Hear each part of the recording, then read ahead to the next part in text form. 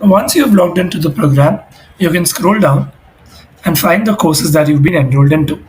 If you click on View, you will be entering the main page of the program, which will have all your course recordings and other supporting material.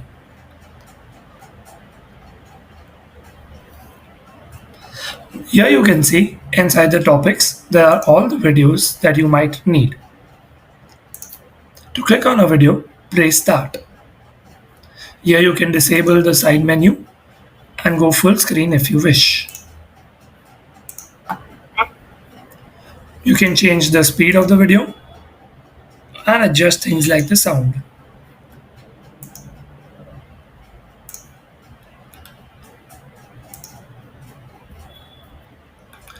Along with the course, you also have the reference material. You can view the reference material within the system, or you can download it by printing and downloading options.